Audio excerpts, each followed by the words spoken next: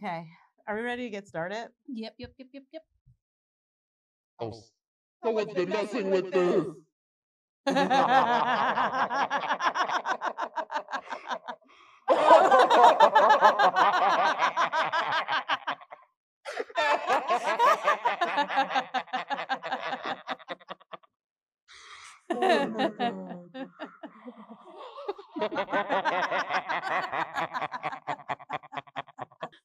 Oh my gosh, that was fantastic. I didn't know I needed that.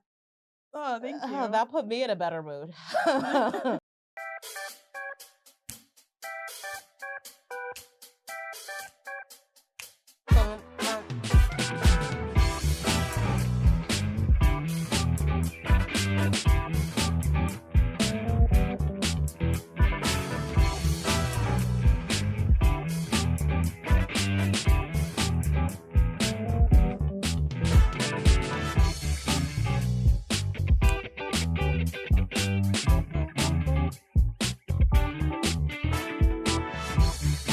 I thought it was ending.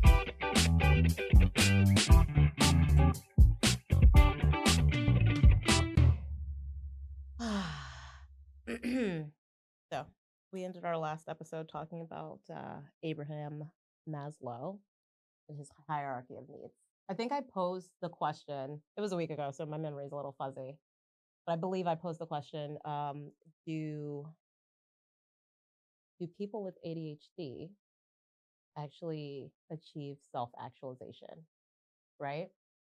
I guess we should probably go back by talking about what is Maslow's hierarchy. Okay. Should we also introduce ourselves? Oh my gosh. I'm ready to go in. This whole thing is just out of order. It's out of order. Hey y'all. I am Vanessa, a man's at Mind of Vans on the Instagrams with periods in between. I remembered this time. And I am Sylvia from Maiden of the Forest, and you can find me on Instagram. That is Maiden of the Forest, tarot underscores in between each word, because I would like you to know what you are actually reading when you go onto my page. Very good, very good. And howdy, welcome to, what's this show called again? Really? Adventures in Vanderland. Welcome to the rabbit hole. All right. It's going to be a good day. It's going to be a good Our episode. ADHD is ADHDing real hard now. Okay. Oh, yeah. It's fun. So Maslow. Yes. Hierarchy of needs. Yes. A pyramid There's, of needs. Okay. I think last time we started talking about the pyramid briefly. And I like dug out one of my old Psych 101 books so that we could actually get to the nitty gritty, itty bitty. What is the hierarchy of needs? So, here we go. So on the base of the pyramid, the bottom, the base, the biggest part, the biggest one. Those are the immediate physiological needs. So that is food, air, drink, water, air, shelter. Not even technically shelter. Yes, shelter could go more on the second level. Yeah. Sex is on the first level. Yeah, reproduction. For reproductive needs. Yeah, on the second level we have safety and self-protection. So that's where shelter would fall in. Shelter, security. Right. Clothing and whatnot. Yeah, I think financial security. Yeah, having a job. Yeah. So there's that. On the third level in the middle, we have love and affection. So having friendships, having relationships, being cared for, being able to socialize, which I think a lot of us ADHDers kind of struggle with. Yeah, it's like a hit or miss. It's a very hit or miss. It's like a really big hit or miss. Absolutely. Even when you do have someone who you love, you all. So sometimes we get fooled by the love bombs. I read somewhere, or I saw somewhere, that we tend to like end up in narcissistic relationships, whether it's like a romantic relationship, a friendship, or even with like family members. We tend to gravitate toward like narcissists who like love bomb us and then like dangle us with the carrots and the sticks, like keep us coming back for more. Giving less and less, and then accepting less and less. But Absolutely. eventually, those rose glasses do come off. Eventually, we get smart. I mean, because I think we're geniuses, actually, but Yeah. whatever. And then, like I said, we're superheroes. I'm sorry, but legit. Which brings us to the next level, which is esteem, self-esteem, self-respect. Which I think we also tend to struggle with because we often, like we just saying, struggle with self-identity. We don't know who we are. We always feel like we don't quite fit in. And so we struggle a lot of times. I can tell you right now, a lot of the self-esteem or the confidence that I portray to the external world, a lot of it is masking. Yeah, I can see that. See that I'm masking, or just agree with me because you do it too? See that you mask a little bit. As far as me goes, like, yeah, in a way I do mask. I don't share very much that sometimes I have self-sabotaging thoughts that make it feel like I'm alone, or alone in rooms where even I'm around friends. So I don't really share that very much, which I just share that with you. So that's nice. Sharing. When can you tell that I was masking my confidence? Let's see. When we worked together at Archie's. Hmm. Also a little bit during your pregnancy. Oh, that's a whole nother story. That's a different. That's a yep. Real. What did it say? Somebody might have been trying to call me, and I think if I would have answered it, the recording would have stopped. Okay. Too bad, so sad. Oh, well, hopefully it's not an emergency. We'll find out later. That's gonna be on my mind. All right. Yeah, no, I masked real hard during my pregnancy. I was going through some serious, like, depression. I was going through some serious shit. So that's another story. Anywho,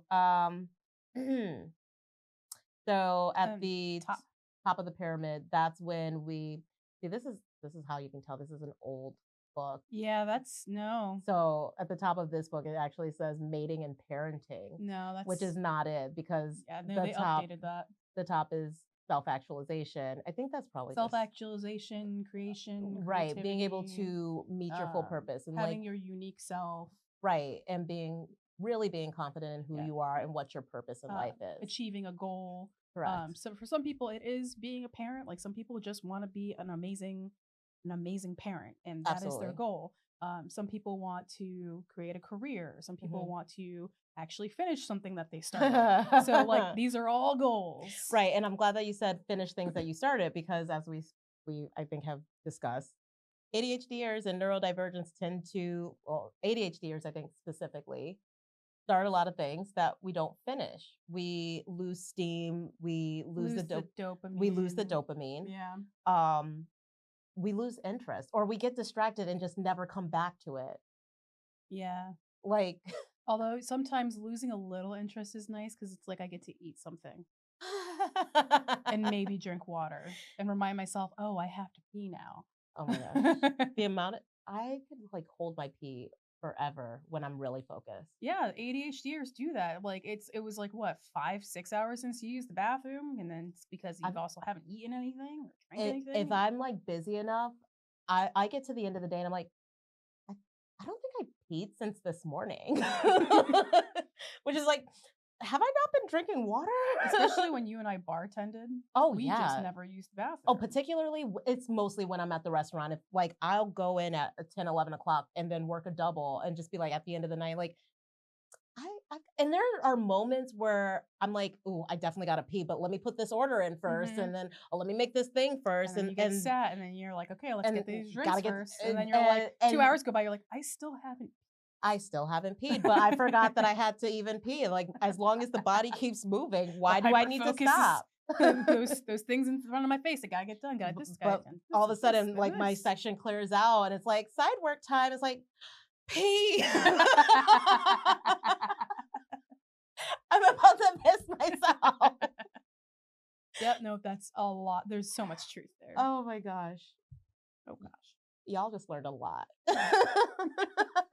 See, and this is why you tip your server, and Tip your bartenders and your servers, They're guys. holding in a lot of pee. And a lot of things in our memories. You Yeah. think we mean to forget your ranch dressing? No. No, and you know what? So a lot of times we do put it in, like, hey, ranch on the side, extra side of ranch. How And many then times? it just never gets given to us. And then the cooks are like, bring it in. I'm like, I did that already.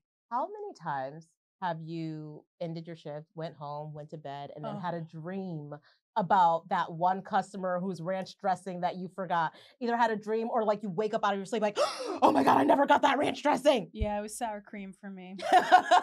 It was someone, I felt so bad. Sometimes it's catch up. They tipped me so well too. I'm so sorry.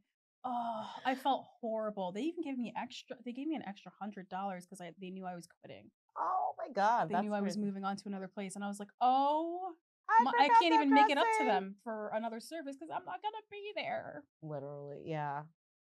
I'm sorry. It haunts us. You totally deserved extra sour cream for those nachos. I am so sorry. You had to eat some dry ass nachos.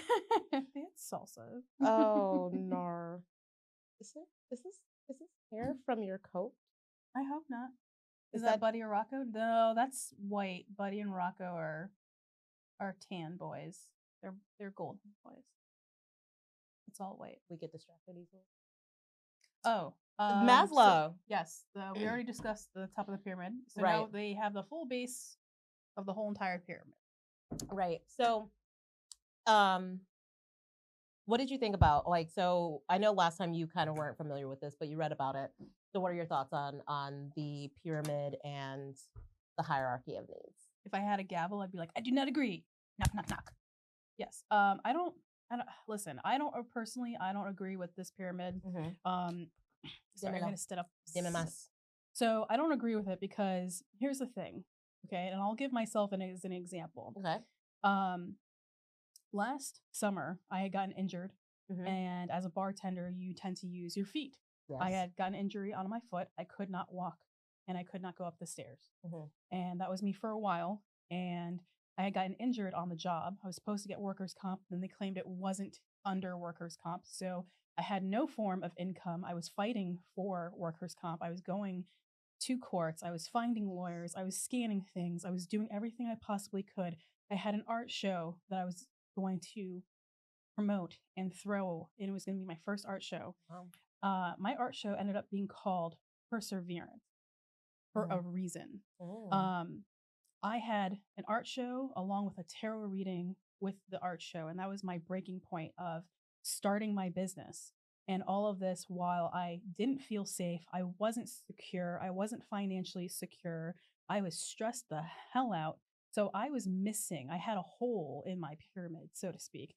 And a lot of people, and I can also say a lot of women, go through a lot and achieve their goals without feeling safe. The big one is the safety. And you know what I think? So obviously, this book is from the mid 2000s or earlier. The first time I went to college, because I stopped and started so many times. But yeah, I was reading a more recent article about Maslow and the pyramid, and it did discuss the fact that it's not rigid. It's not linear. You can achieve higher points on the pyramid without having the lower needs. I mean, you can look at, you ever watch the movie, the one with Will Smith and the kid, the Pursuit of Happiness? He was homeless, but he was able to start a business and, make a career for himself. So he didn't have the base level or all of the base level needs met.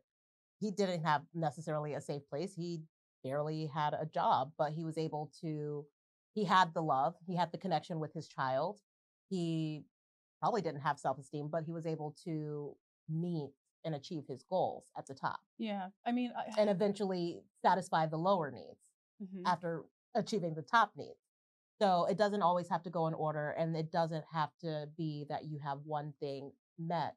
Sometimes not having those lower needs met could be your motivation, your drive that you have to, to actually get the self-actualization part Well, so I'm that you glad can get the lower needs I'm met. glad you said drive because I did flip through your book a little bit Mhm. here, and I love the drive theory of Right. needs produce drives that motivate the behavior. I also agree with the evolutionary theory of priority of motives determined by functional, proximal, and developmental factors. So evolutionary theory and the drive theory. Yeah. Also Freud's theory. So, which again could be outdated because this is a very old book. It's very old, very old. And I think like it also there are different perspectives within psychology. Like you have the socialist theory, you have humanistic theories or perspectives, I should say. You know, there's all the nature versus nurture. right. So there's all these different camps that like the broad psychological field is divided into, and most of the theorists and psychologists they might fit into one camp or the other. And I think I have seen Maslow come up in different types of camps. So like in this particular section we're talking about like maybe the socialist or the humanistic perspective, but if you're looking at it from just like a general perspective, it might have different meanings to you as well. So I think that's something that should be said. But yeah, I think in relation to Disney princesses, because we were talking about how a lot of them have neurodivergent tendencies, I was wondering like how many of them actually got to self-actualization? I'd say Moana did a pretty good job. Moana, I just finally watched the second one, and oh I my haven't god, seen it me yet. me ugly crying. I can only imagine. Oh my gosh. I mean, Moana is a different breed. Also, because we were talking about parents, kudos to Moana for keeping both of her parents throughout 2 whole movies. Not only did those people stay alive, they had a whole nother kid. Wow.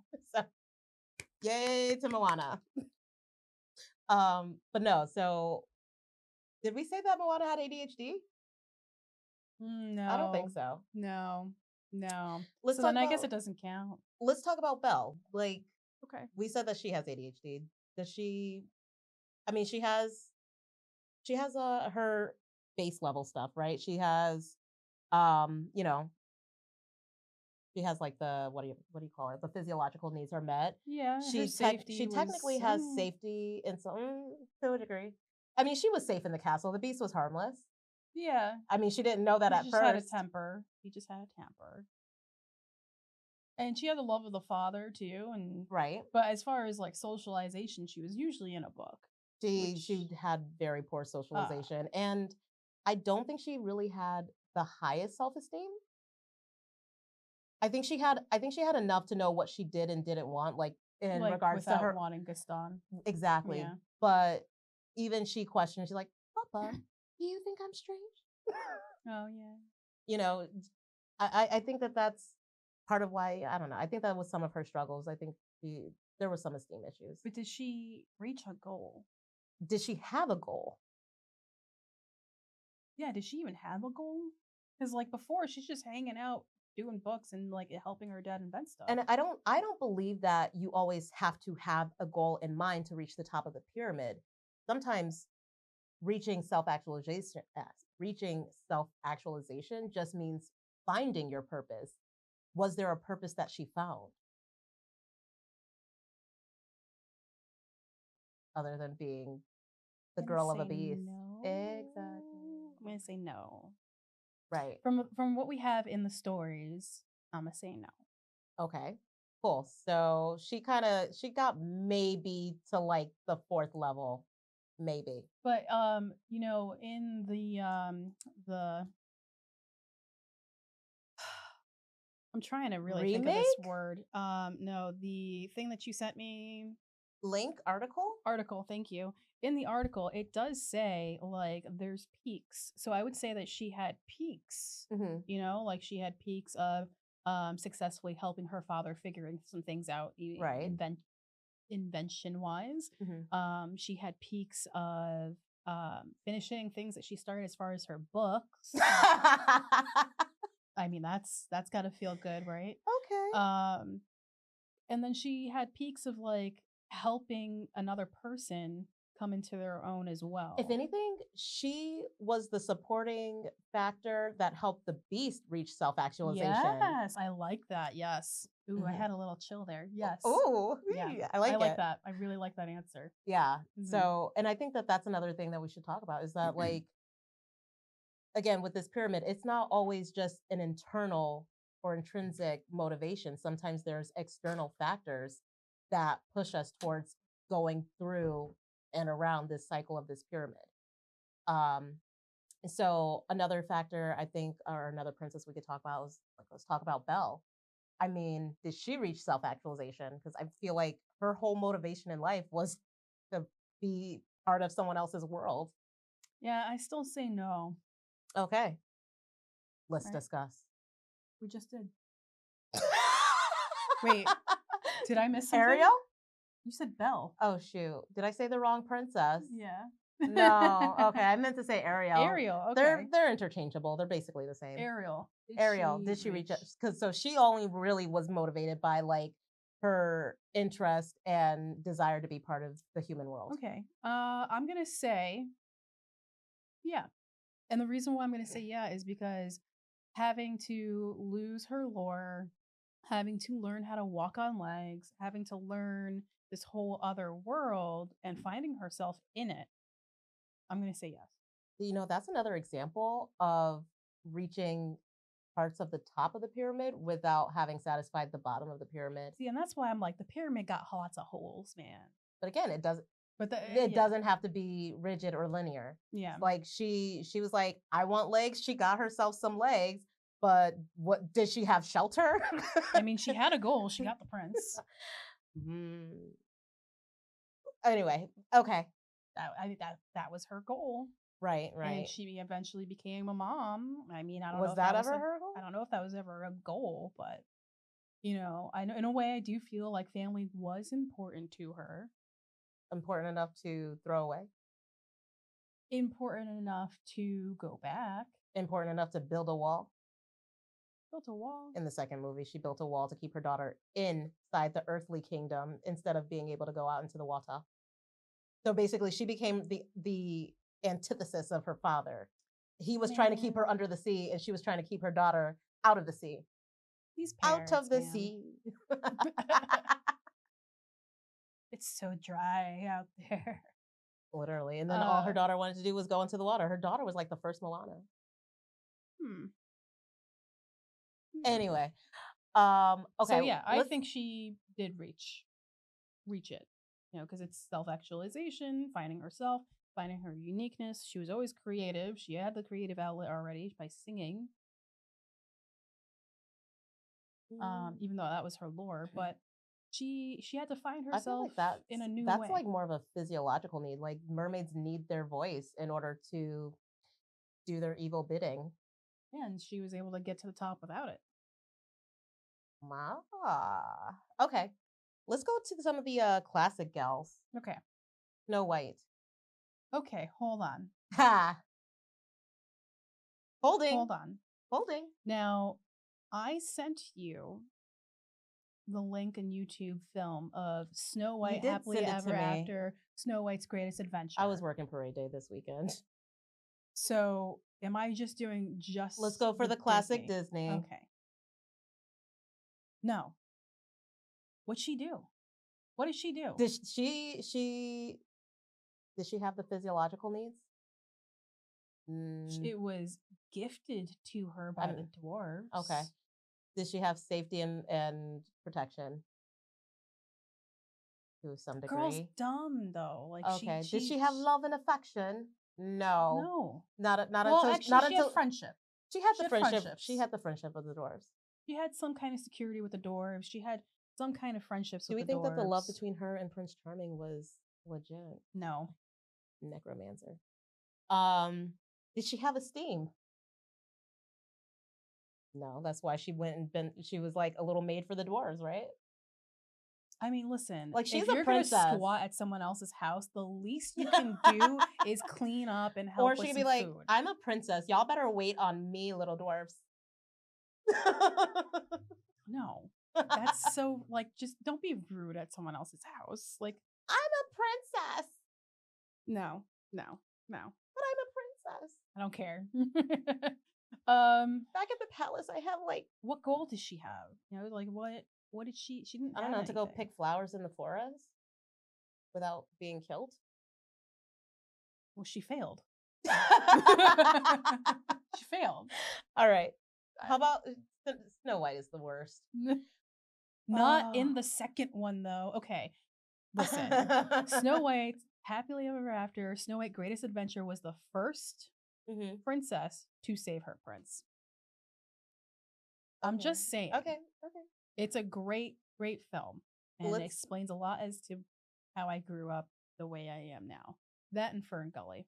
What about Cinderella? Okay, let's go. Cinderella. I mean, she had the basic needs. She had friends She that wasn't were really animals. She had rats. And I feel like technically, I mean, if you're locked in a room and all you do is chores all day, I'd be talking to just random objects. And if there were animals, even if they were rats or mice, I'd be talking to them too. Okay.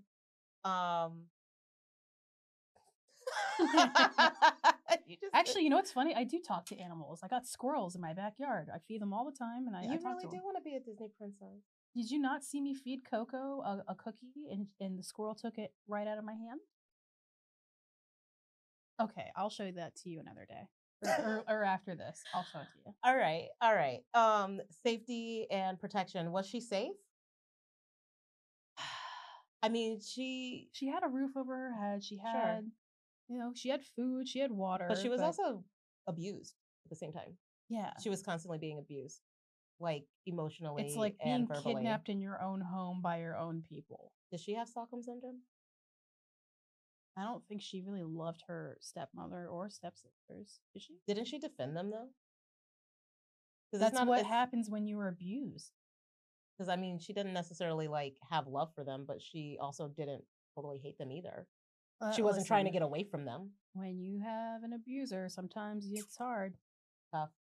Did she have love? Except for from the random rats and birds. No. They didn't love her. Did she have any esteem? And then Prince Charming, like, come on. You got married. He didn't love her. You guys got married after he found your foot. Because hers is the only foot that could fit that one shoe out of an entire town. That girl was a 7.5. You know how common 7.5 Literally. is? Unless she was like a size 4. Did you like find that fact somewhere? No, I'm just assuming. Because I thought she was a 6. You know what? Maybe she was like a size 4 or 5 because her maybe sisters like maybe were a way 6.5, too big. 7. Huh? Maybe I was going like 6.5, 7. Okay, that's another weird thing. Like, what size shoe was she? Because if no one could how fit, was it so it had to uncommon? have been super small. I mean, her foot didn't look like it was abnormally small. It didn't. But maybe she's got a small frame and the foot just matches. Her sisters were always too big. But then wasn't the slipper too big for some people? I don't know. Technically, wasn't the slipper technically too big for her, and that's why I kept slipping off? Girl got some small feet. Anyways. So, what purpose did she reach in life? She got married. She got married. That's it. I do like guy. The first guy she ever met. Danced with. Didn't even kiss him. She didn't even know if he was a good kisser before she married him. That's a big no-no, ladies and guys and days. Just don't. You gotta get to the movie Ever After with Drew Barrymore. Tell me Ever After with Drew Barrymore. Drew Barrymore being the Cinderella character. It was in Angelica Houston. Oh, I love that movie. I do appreciate that version of the movie because you could see where she did actually go through the pyramid. Yeah. And she actually got to know the prince. Right. And he got to actually know her. Yeah. Wow. Crazy. And insane. Did she have a goal? What were the goals? I don't think that she necessarily had a goal because she was in survival mode. Yeah. She was just trying to get her physiological and safety needs met. But she ended up finding love. She actually did get some goals. Well, throughout the process. And so that's what I meant by sometimes external things as what drives us or what helps us reach that because self-actualization. she saved her fellow servants, and brought them back hmm too. So, and I mean, honestly, she, at the end of the day, like she was really focused on her own personal needs because that was the most pressing Mhm. thing. But she knew that everything that was going on, like behind the scenes, everything that was going on in the kingdom, the government, all that stuff, it wasn't right. She knew what the stepmother was doing wasn't right. But what could she do when her own needs weren't being met? When she got power by becoming the princess or even just like having the prince's ear, that's when she was able to make a difference and actually get that, make changes in the kingdom Mhm. at the Um, end. I feel like I kind of go back and forth with the self esteem thing with her in Ever After, Which is because she was where are the actually tapestries? she was The actually pretty candlesticks. like vocal about a lot of She things, and then definitely she had also self-esteem. held her own with the sword Oh, at the hell end, yes. and then came out of that castle like, I got this, and the prince was like, I'm here to I think rescue she you. always had self-esteem. Yeah. She was able to dilute it or mute it for the sake of keeping her safety and Well, physiological needs met. and now here's the thing: if we're talking about this one, do you really feel like this Cinderella in Ever After had ADHD? I don't think see so. it. No, she seemed pretty typical to Yeah, me. so it's kind of like the same thing with like Moana. Like she went through the pyramid, but I don't think she had very much Which is maybe ADHD. why she was able to go through the whole pyramid. The whole argument that I started was, do ADHDers meet the pyramid? So now we can see how an ADHD Cinderella cannot, but a neurotypical one can. Maybe I had a point after all. So okay, let's think other princesses. There was another classic one that I can't remember because I guess she sucks.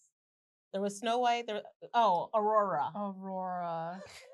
Not me saying she just sucks. Aurora. Excuse me. Well, Aurora most certainly got one of the physiological needs, which is sleep. Yeah. Girl didn't eat or drink a damn thing. She got air. She got air. She could breathe. I mean, I guess she was safe. Yeah, there was it was a bed. She was in a bed, and I mean, there was like stuff to guard the castle. Mm-hmm. Yep. Did she find love? I mean, I guess people loved her enough to, I don't know. The people loved her, but did she have the socializations with these people? She was asleep. Exactly. So did she have self-esteem? No. She was asleep. Maybe she did in her dreams. Maybe. So And did she meet any goal? Did she do anything? No. Homegirl literally pricked herself and was like, ooh, something shiny and sharp. Probably because she didn't have any self-esteem. She's like, oh, let me just let me go explore because I'm not confident enough to just sit still. I don't know. Now, if we're also talking about the remakes, I don't remember. I don't remember Aurora in the remake. Honestly, it was all about Maleficent. I was gonna say, do you even think that one would have had ADHD? I'd have to watch it again. Honestly, I don't remember her character from the remakes. Yeah, I don't think. Yeah, I don't think so. So it wasn't significant enough for me. How about like one of our more current girls? We talked about Mulan having ADHD. Mm-hmm. I feel like she met the whole pyramid. She did the whole thing. She did the whole damn thing. She did the whole thing and put it on 2 slices of bread and ate it. She struggled with self-esteem. Yeah, but also she was also trying to fit in, be a dude, and she also struggled with social connections. Mm-hmm. So again, like still reaching the top, but still having holes in the pyramid, which is fine. Right. But because she was able to meet her goal of like getting into the war and defeating the Hun, that was what raised her self-esteem toward the end. She was like, nah, sons, y'all about to listen to me. We're about to get in this castle. We're going to save the emperor. Here we go. And then at the end, she fell in love with Shang.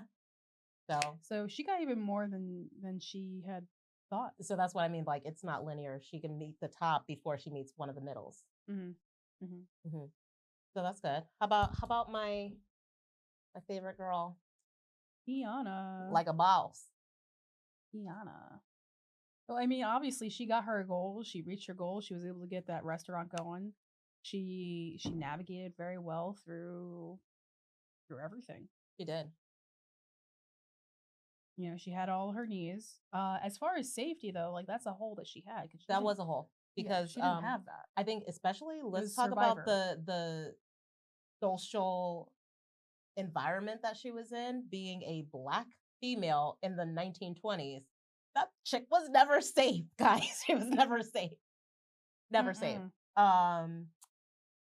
Yeah. And she had, not only was she not safe in just like her environment, but also, I mean, financial security. Nope. She was working 3 jobs. You know, like they were about to go into the depression. So, And did she have love in like friendships and stuff? she had friends. Like her friends were like, Tiana, come out with us. But she also was goal orientated. Just she was pushing. She could have had better social connections, but she was pushing them aside because she was so driven to meet that top goal, which she ended up not needing.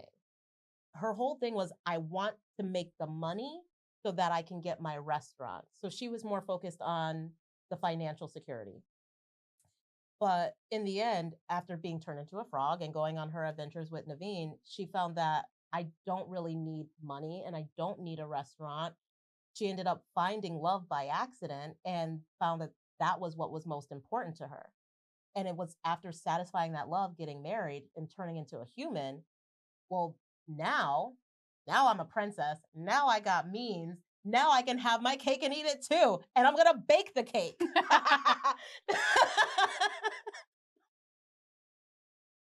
Some beignets. Some beignets. I want a beignet. Never had one. I have to say, some decade or so ago, there was the most bestest restaurant downtown Bridgeport called Two Boots, where they had a like Nolans theme. And I mean, they had some amazing pizza. They put on some great drag shows and events. And oh man, did they have some banging beignets. Beignets. I miss Two Boots. Used to go there all the time. Any more recent princesses? I mean, we could talk about Anna. She's the most ADHD out there, I think. Anna. So she did have her basic needs, right? Air, food, she had water, that whole shelter. castle to her whole self. She felt safe, protected. Although, was she safe? Because part of the reason she was safe was because Elsa was isolating herself. If she was around Elsa, there was always that question of her safety. Yeah, it's true. But she didn't care. She wanted to be near her sister. She didn't remember. Yeah. That's the difference.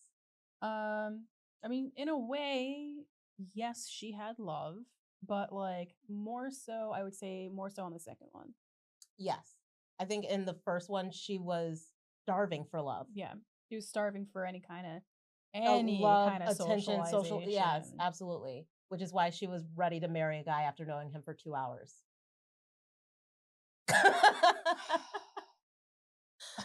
Oh, Anna. Been there, done that. Which means, and she definitely lacked esteem. Yeah. Because she didn't have the love and affection and socialization. She didn't know who she was. She never had she never had the opportunity to practice self-esteem. But I think we did see her grow some confidence towards the end of the second movie. Yeah. And, you know, she did have like little goals set for herself that she was going to do. Like eat some pudding.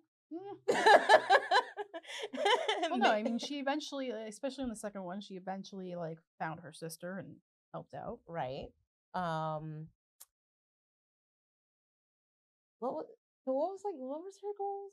Really? Like she was another person like Belle who supported the main person in reaching self-actualization, which we saw Elsa do. Yeah, we did. Elsa really came into her own. Elsa had zero. She had like negative self-esteem at the beginning of the first movie. It started growing in the second movie with Let It Go, but we saw her continue to struggle with it in the second movie until she went into the unknown. Mm-hmm. And she finally came into her own. Oh my gosh, know yourself. I can't. That song will make me cry. Don't think about it. Show yourself. Oh gosh, here we go. Step into your power. Run yourself into something new. You are the one you've been waiting for. You're doing a really good job not crying. Go, hold on. I can't say that line. Don't do it. All of my life. I can't. You're here, and that's making me laugh more than cry. Good. But it's that line, like I crack on it. I can't. All of my life. I can't do it. That line epitomizes my journey. Like with my ADHD and like discovering who I was, who I am, who I want to be. And hey, self-discovery is the top part. No, That's exactly what it is. She realized she's an elemental and this is what her purpose is. Like she had never understood what her purpose was until she went into the unknown.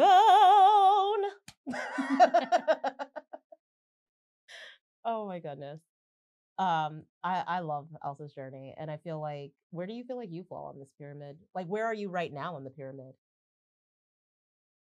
Okay, I'm gonna put the other headphone on so I could dive into this if you really want to ask that question, right? I asked it. So I'll it's already out I'll there go in the by ether. the pyramid. Immediate physiological needs. Well, all right, I have those, right? I have air, food, water, safety and self-protection. Yes, I have a roof over my head, but I don't feel very financially secure. There are still some things I'm working on to get there because I was financially secure at one point, and then the whole thing with the injury made it so I wasn't. Self-esteem. Oh wait, no, I skipped one completely. Love, affection, friends, socializations. I have very good amount of people around me, and it was a lot of work to make sure that I have a lot of good people around me, and only good people around me, not people that drain me, not people that are going to cross boundaries constantly, not people that are going to be snakes, but actual real good solid people. No. Oh, I have a question. Yeah, because you talking about having love that, or being surrounded by good people that are not going to test your boundaries or push your boundaries, made me kind of think of my narcissistic mother. No. I don't say test or push my boundaries. I mean constantly crossing them without well, that too. Okay, anyway, I guess I paraphrased what you said, but it made me think of my narcissistic mother and how she's constantly trying to push and cross my boundaries. And I love her and she loves me, and yet she grates on me. So and my mental health. I'm actually going to be doing a video on my oh my gosh. You made me just think about I'm going to be doing a video about boundaries and what they actually are and what they actually look like. I totally wanted you to do a reading for me like last week, but I forgot until just this moment. Well, anytime, okay? Of course. Bring your tarot. Oh, we should do an episode where you tarot read me. I always have my cards with me. Okay. Always. And as far as the top of the pyramid, now here's the thing. I've done a lot of work to be the type of person I am. Did you skip a sting? Huh? Did you skip a sting? Oh no, I got that. Okay. Now here's the thing. As someone with ADHD, yes, I have the moments where I hear myself talk badly about myself, where I hear myself doing certain things and going into spirals. And I've done a lot of training and mental training to make sure that I can pivot and counter. And I also help a lot of people do that with my readings as well. So when I see that they struggle with something in particular, I kind of help guide them on how to pivot. So when I go to a downward spiral of low self-esteem or this or that, or feeling like I'm attacking myself, I literally picture a stop sign. And sometimes I will say the word stop. And then of love before you break my heart. So I will literally picture the word stop in a big stop sign. I will say the word stop, and then I start thinking of the things I'm grateful for. And I start saying small things like, oh, I love my beautiful hair. If I'm struggling with self-esteem physically, I love my beautiful hair.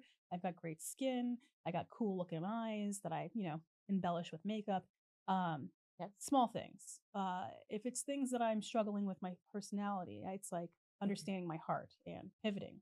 So more so focusing on the things that I want and that I like rather than the downward spiral. So I stop and I counter. So yes, I do have self-esteem, and I've done a lot of work to do that. Now, as for the bigger one, the goal, the self-actualization, the getting to know yourself, I've done a lot of meditation. I do a lot of groundwork. I do a lot of energy work for myself and for others. And it's a constant thing. Like, yes, I've seemed to have reached some enlightenment here and there, but you don't stay there forever. Healing is not ever linear, it's sporadic. And I It's all think over the that place. that's something that I realized after going back and rereading, something that I kind of changed my mind about from what I said last week is there was this, like, I think originally thinking about the top of the pyramid as having one purpose in life. And I think the thing is that ADHDers don't meet a single purpose because they're hobby collectors and because they don't focus, but we meet many different purposes. Yeah. Here's the thing. I wouldn't want anyone to look at this pyramid and think of one pyramid. I would say you have like millions of pyramids. And I think the top of the pyramid could be ever evolving is what it is. And so where I think my previous understanding or what I just kind of remembered about it was like you go through these different things through your life and eventually you find what your purpose is in life and you attain it and you live out that purpose. Like for Tiana, it was I want to feed the world my food and I want to get this restaurant so that I have a way to do that. That was the top of her goal. It's that's the end of it because Disney movies have an ending. But I mean, I guess we do have endings. But as far as finding my purpose, that was something that I struggled with. It's something I still struggle with. I struggled with it so much that I would beat myself down. I would cry, trying not to get emotional now thinking about it, but it's okay.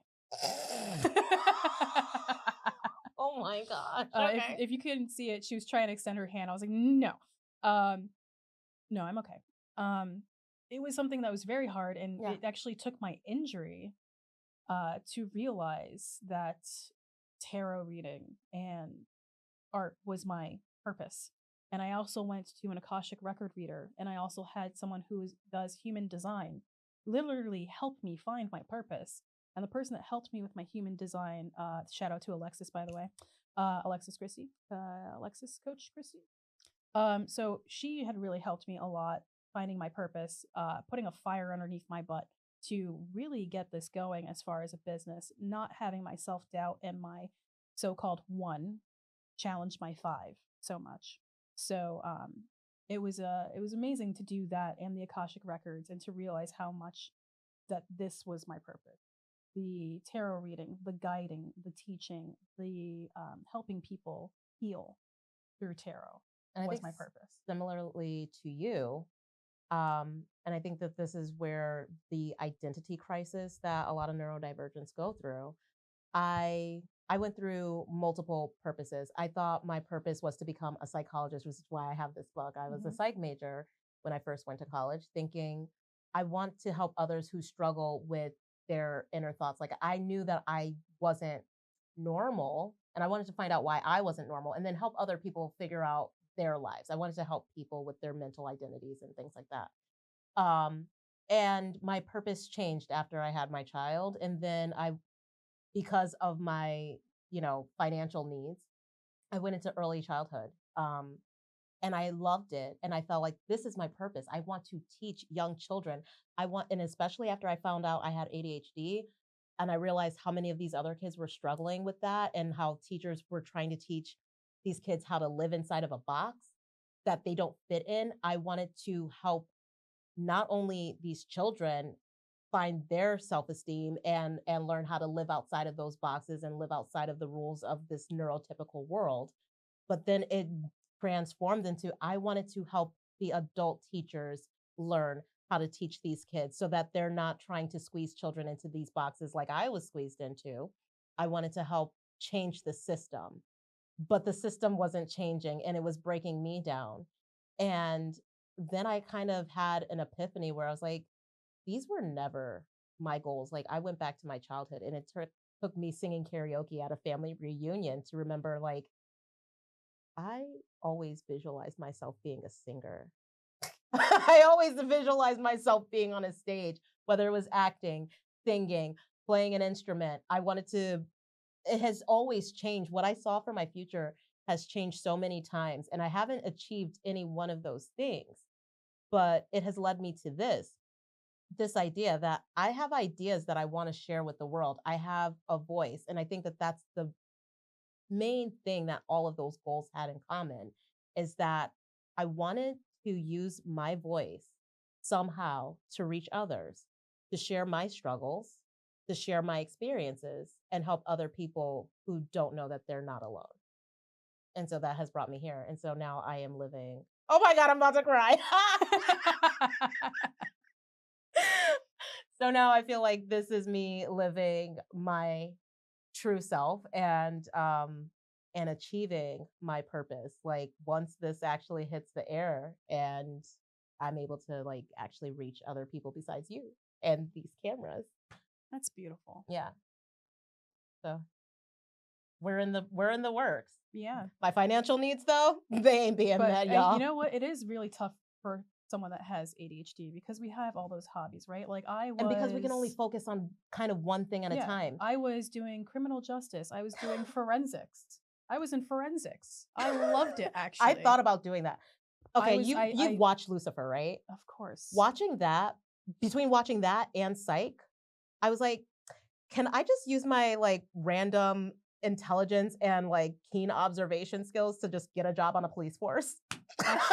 Actually, you can. Just saying you could have if you wanted to. Like, is that a real thing? Like, like you have no background in criminal justice or anything. Like, no, neither of these guys had like a psychology degree. I'm like, I have like a psychology concentration. Like, I know enough that maybe I could do this.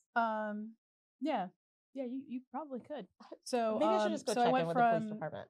I went from criminal justice to the forensics to art to 2D and 3D animation, 2D and 3D animation to being a personal trainer. Thinking I was going to help. I tried to be a personal trainer. I met you as a personal trainer. You met me as a personal trainer, I think, after I bought the NASM like whole thing, and like I got about maybe 15 pages into it and moved on. Yeah.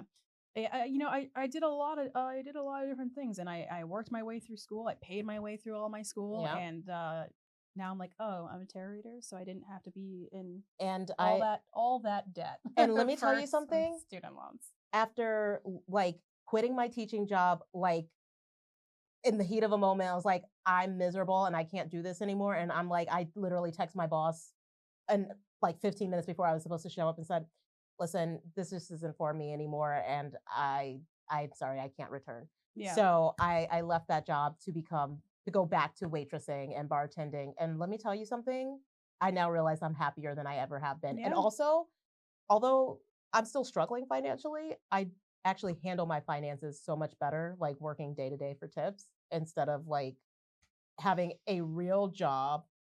Like when I worked a 9 to 5, 40 hours, my mental health was like bogged down. My emotional health was being graded on.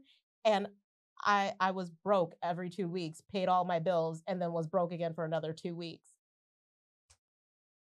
So I'm like, like none of my needs were being met. Yeah. Yeah. So listen, my best advice to anyone that's listening is making sure that you can be financially stable enough or find a way to be financially stable enough in something that you enjoy, that brings you bliss, that you're excited about. And if you're no longer excited about it, time to move on. If you're not having fun, you're doing it wrong. Yeah. Like, especially even if even when it comes to decision making, I've actually been telling a lot of people this. I was like, it's not a matter of should I do this or should I do that? It's about, okay, what option here will bring me the most joy? What am I actually truly more excited about? Do it that way. Don't be like, oh, well, maybe I should do this, or oh, well, maybe I should do that. That's what I did. I was living for like that voice in my head, my mother's, that told me, especially like us millennials, like having boomer and Gen X parents that said, you have to get a degree. You have to find a stable job. You have to have you, because they wanted us to have those base needs. They wanted us to have the house and the dog and the 2.5 kids with the fucking picket fences or whatever. I don't think any of us is getting a house. I've been trying. And then they screwed us out of all of it and bogged us down with like student debts. Thank God I went to community college. I have no student debts. Thank you, Jesus. But yeah, so a lot of us are struggling with those base needs now. And so we're struggling to get to the top of those needs. But me, and it's not having lazy. Me having not enough esteem to say, Mom, this just isn't what I want. I went and did it for them, thinking this is what I'm supposed to do. And eventually it will bring me to my purpose.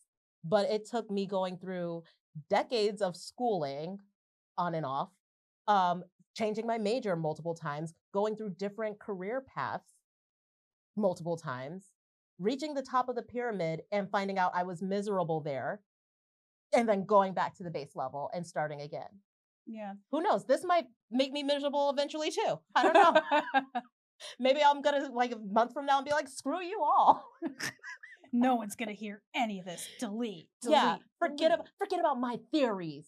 Theorize your own selves. I don't know. All right. I feel like we can wrap this up. We're going way over today. All right, let's do that. Wrap it up. Any final thoughts? Just do it. Don't think about it. Be about it. Do what makes you happy. If it sparks up joy and it sparks up excitement, and you find yourself still very excited and joyful about it 5 months down the road, I think you found something good. One thing I would suggest is going to make you very happy is if you follow us, like it, share it, subscribe to it. She's good.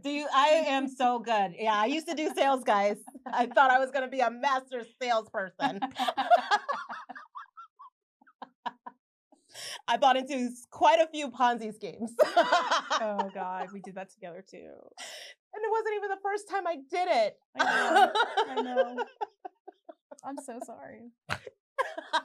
That one was on me, for sure. That one was on me. Oh my gosh. All right. Guys, you have been listening to Adventures in Vanderland. Wow. Okay. Time to eat. Time to use the bathroom and have my physiological needs met. Yeah. All right. Bye. Bye, everybody.